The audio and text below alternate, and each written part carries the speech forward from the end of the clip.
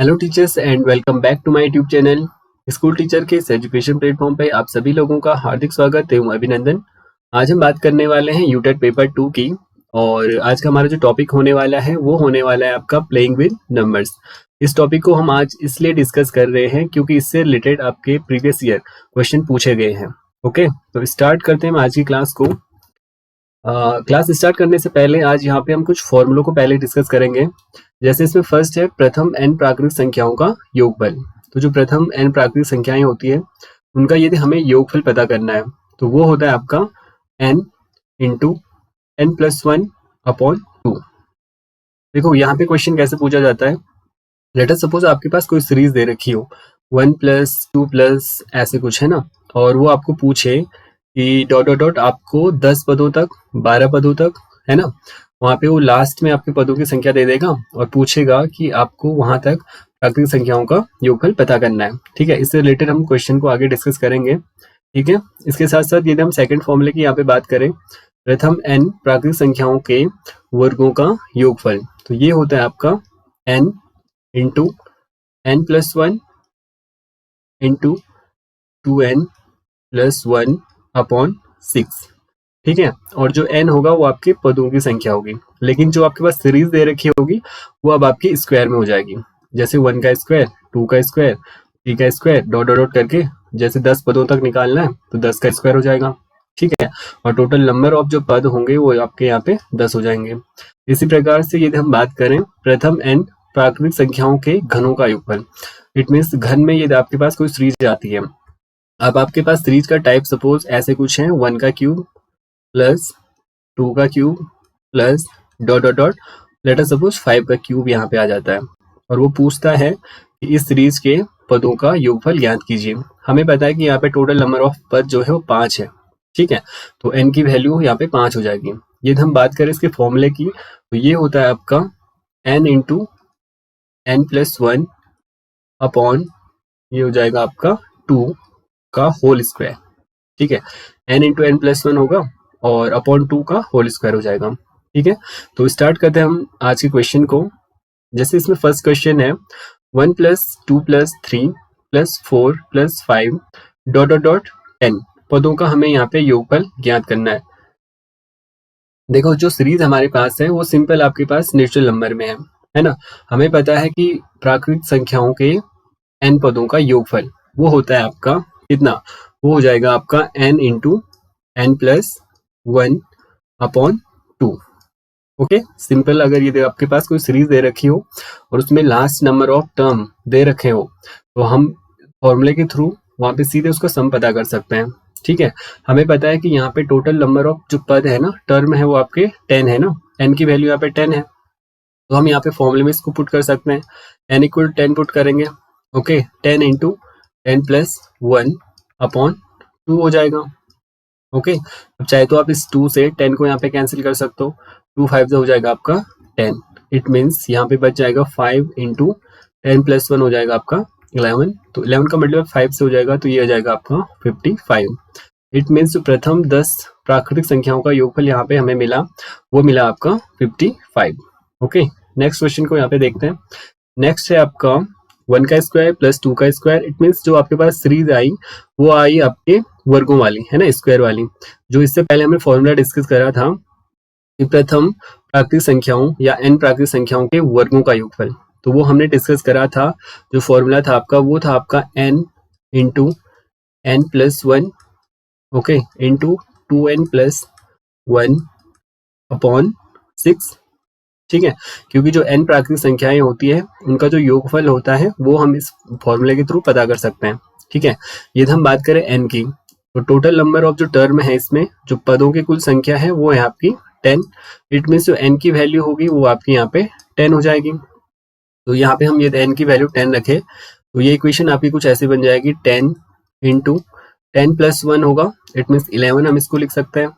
Okay, bracket में 10 का multiply 2 से 20, 20 प्लस 1 21 हो जाएगा अपॉन 6। ओके, अब इसको कैंसिल करना है, 2 से कैंसिल करो, 2 5 से 10 हो जाएगा एंड 2 3 जा 6। फर्दर 3 से 21 को कैलकुलेट करें, कैंसिल करें तो ये हो जाएगा आपका 3 7 जा 21। इट मीन्स यहाँ पे हमारे पास बचेगा 5 इंटू 11 इंटू 7। ओके, 5 का मल्टीप्लाई 11 से होगा तो ये हो जाएगा आपका 65 सॉरी, 11 5 से 55 इंटू 7। ओके, 7 का मल्टीप्लाई 5 से, 7 5 से 35, 7 5 से 35 प्लस 3 हो जाएगा आपका 38। इट मीन्स जो 10 पदों के वर्गों का योगफल आया वो आया हमारे पास 385। अब चलते हैं नेक्स्ट क्वेश्चन पे। नेक्स्ट है आपका 1 का क्यूब। देखो ये जो सीरीज है हमारे पास वो क्यूब में आ गई है ना। हमें पता है यदि हमारे पास कोई भी सीरीज क्यूब में दे रखी हो और वो नेचुरल नंबर हो तो उसका जो योगफल का फॉर्मूला होता है वो होता है आपका n into n plus 1 upon 2 का होल स्क्वायर। ठीक है, यदि हम यहाँ पे n की बात करें तो n की वैल्यू हो जाएगी यहाँ पे 4। ओके, जो n की वैल्यू है वो यहाँ पे 4 हो जाएगी। यदि इस वैल्यू को इक्वेशन में हम पुट करें तो ये हो जाएगा आपका 4 इंटू 4 प्लस 1 अपॉन 2 का होल स्क्वायर हो जाएगा। ओके, अब इस 2 से हम 4 को यहाँ पे कैंसिल कर सकते हैं, तो 2 से 4 को कैंसिल करेंगे तो ये हो जाएगा आपका 2 टू 4।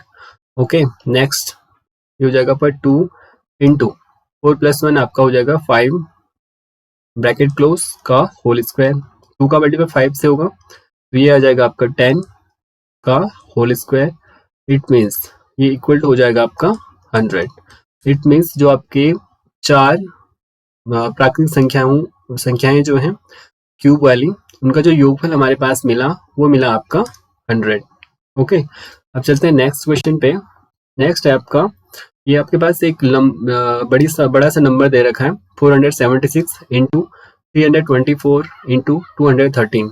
इसमें हमें इकाई का अंक है ना, यूनिट डिजिट हमें पता करना है। देखो ऐसा क्वेश्चन हमारे पेपर में पूछा जाता है, तो इसके लिए हमें क्या करना है कि जहां जो नंबर आपके पास दे रखे हैं उनके आपको केवल यूनिट डिजिट को मल्टीप्लाई कर देना है। जैसे 6 का मल्टीप्लाई 4 से कर दो, ठीक है, और 4 का मल्टीप्लाई आप 3 से कर सकते हो। देखो जैसे 6 है, 6 का मल्टीप्लाई यदि हम 4 से करें तो ये आ जाएगा आपका 24, और 24 में जो इकाई का अंक है वो आपका 4 है।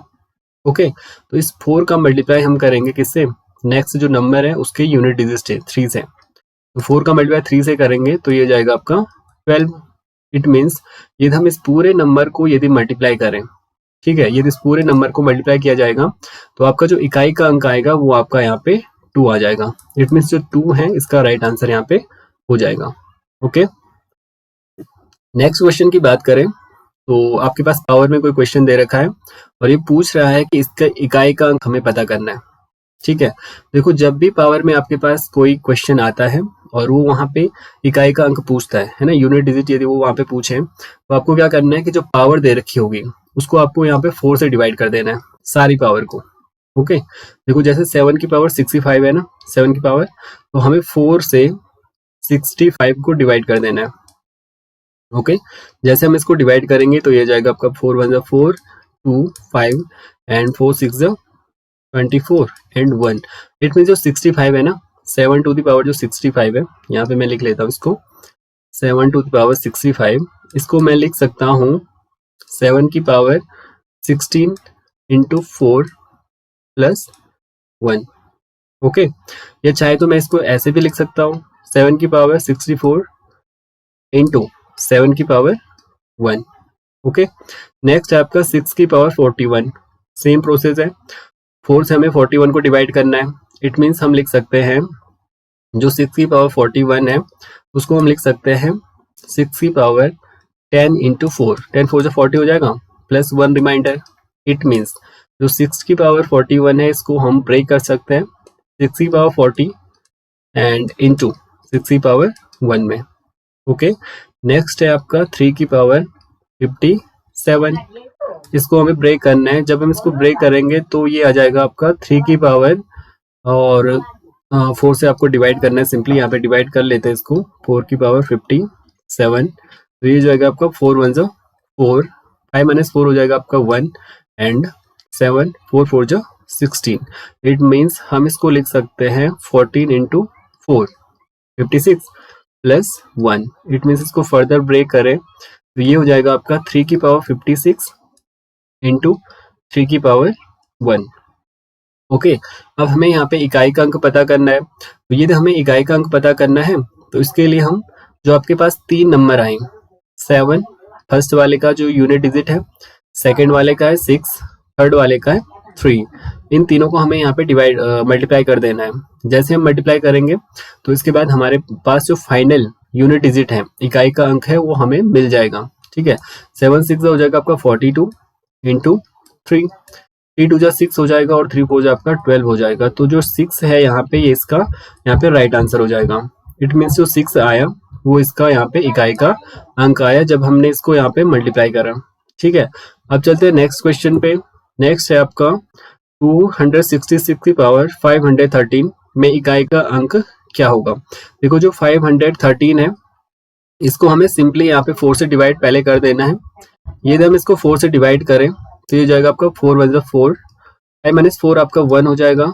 फर्दर 1 को यहाँ पे पुट करेंगे तो ये जाएगा 4 2 जा 8, माइनस करेंगे तो 3, एंड 3 को यहाँ पे लिखेंगे तो 4 8 जा 32। Okay, it means 2 to the power 66, sorry 266 की जो पावर है 513, इसको हम लिख सकते हैं 128 इंटू 4 प्लस 1। ओके, और we can write it also 2 to the power 66, sorry ये हो जाएगा आपका, यहाँ पे हम लिखेंगे 2 की पावर 266 की power 128 into 4 dot, it means multiply 266 की पावर 1। ओके, ये हम इसके इकाई के अंक की बात करें तो ये भी इसका एक नंबर है ना। तो इसका जो 266 है, इसकी पावर यदि 1 को हम यहाँ पे लें तो ये आपकी सेम ही आएगी। 266 कोई भी नंबर है, उसकी यदि 1 पावर हम लेते वही नंबर होता है ना। तो इसका यदि इकाई के अंक की हम बात करें तो इकाई का अंक इसका हो जाएगा आपका 6। ओके, तो 6 इसका राइट आंसर यहाँ पे हो जाएगा। ओके, नेक्स्ट क्वेश्चन की यहाँ पे बात करें तो दी गई संख्याओं में संपूर्ण संख्या का एक उदाहरण है, परफेक्ट नंबर हमें बताना है। इससे पहले यदि आप 2023 का पेपर देखोगे तो उसमें भी परफेक्ट नंबर से क्वेश्चन पूछ रखा है। ठीक है, तो इसीलिए हमने ये टॉपिक में आज लिया है। यदि हम बात करें परफेक्ट नंबर की, संपूर्ण संख्या की, तो वो संख्या जिसके सभी गुणनखंडों का योग उस संख्या का दुगना हो एक संपूर्ण संख्या कहलाती है। इट मीन्स कोई भी नंबर आपके पास दे रखा हो और यदि हमें चेक करना है कि वो परफेक्ट नंबर है कि नहीं है, तो हमें उसके पहले फैक्टर करने होंगे। जैसे हम फैक्टर करेंगे तो उसके फैक्टर का जो सम होगा उस नंबर का डबल होना चाहिए, है ना, 2 गुना होना चाहिए। यदि उसका 2 गुना होता है तो वो एक परफेक्ट नंबर हो जाएगा। यहाँ पे कुछ एग्जाम्पल है, इनको हम डिस्कस करते हैं। कौन कौन से नंबर आपके पास यहाँ पे परफेक्ट नंबर है, इसको हम यहाँ पे देखते हैं। लेट अस सपोज यहाँ पे हमारे पास 6 है। 6 की यदि हम बात करें, इसके फैक्टर को यदि हम देखें तो ये हो जाएगा आपका 1 2 3 एंड 6, क्योंकि 2 से भी 6 डिवाइड हो जाता है, 3 से भी 6 डिवाइड होगा और 6 से भी 6 डिवाइड होगा। जब हम इनका सम करें तो ये हो जाएगा आपका 12। इट मीन्स जो 6 है ना, 6 का 2 गुना आपका 12 आया, तो जो ये 6 है वो आपका यहाँ पे परफेक्ट नंबर हो जाएगा, एक संपूर्ण संख्या हो जाएगी। ठीक है, 7 को चेक करते हैं।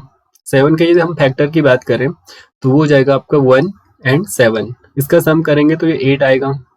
ठीक है, तो फिर 8 आएगा। परफेक्ट नंबर क्या कहता है, जो संख्या, जिस भी संख्या को आप चेक कर रहे हो 7 को, तो इसका डबल हमारे पास आना चाहिए। इट मीन्स आंसर आपका 14 आना चाहिए ना, लेकिन 8 आंसर आ रहा है इसके फैक्टर को सम करने पे। तो 8 is not equal to 14। It means जो आपका 7 है वो एक परफेक्ट नंबर नहीं है।